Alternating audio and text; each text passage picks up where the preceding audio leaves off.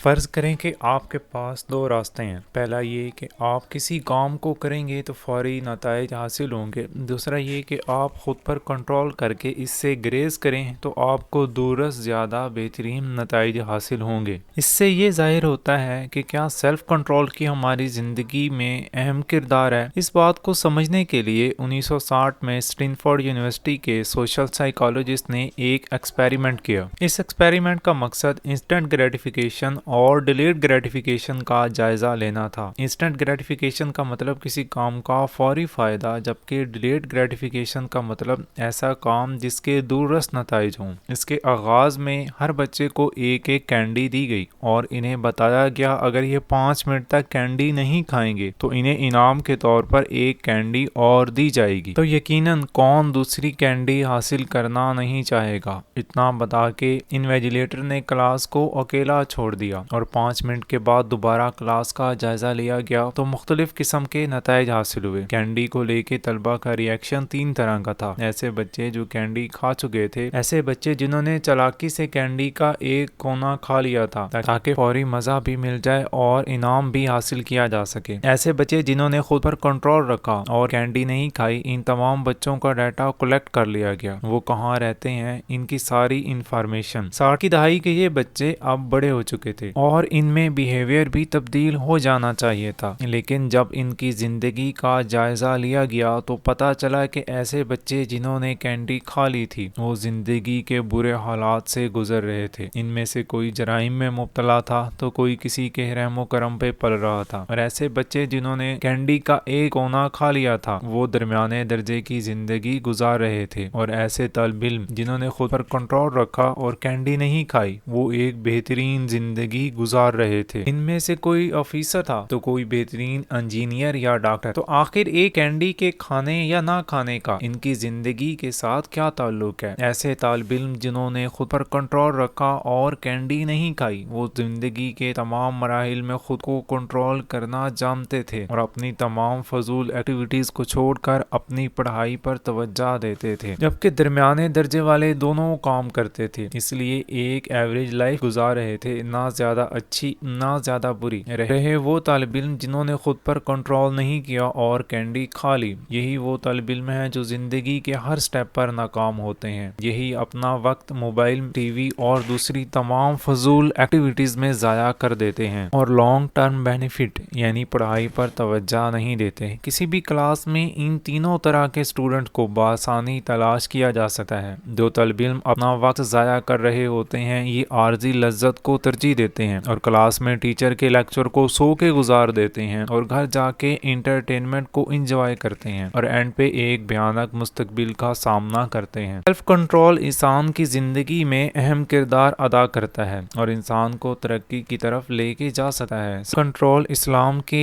عین مطابق ہے۔ اسلام تمام لعب و لہب کی چیزوں سے دور رہنے کی ہدایت کرتا ہے، یعنی ایسی چیزیں جن کا نہ دنیا میں کوئی فائدہ ہے اور نہ آخرت میں، تاکہ انسان کریٹو بنے اور ترقی کرے۔ ہم پریکٹس سے ڈیلیڈ گریٹیفیکیشن کو اپنا سکتے ہیں اور خود پر قابو پا سکتے ہیں۔ ہمارا دماغ مسلز کی طرح کام کرتا ہے، اس طرح ایک مسل کو مسلسل کام سے گزارا جائے تو ان کی گروتھ ہوتی ہے، مسلز بڑھتے ہیں۔